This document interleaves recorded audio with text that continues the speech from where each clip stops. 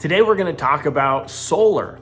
Now, I'm not an expert in solar, I'm an expert in selling homes. So we're going to talk today specifically about how does having solar affect your sale of your home.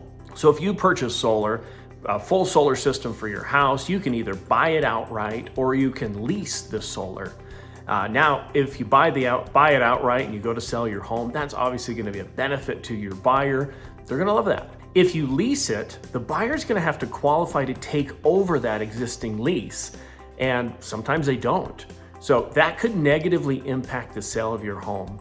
We have had buyers 100% qualified to buy a home, but didn't qualify to take over the loan. So some buyers see it as debt they have to qualify for, even though it covers the existing current electrical bill they'd already be paying for. But that could be something that could put an extra hurdle in the way of selling. Now, I've sold a lot of homes with solar, and I've talked to a lot of appraisers here in Utah about solar.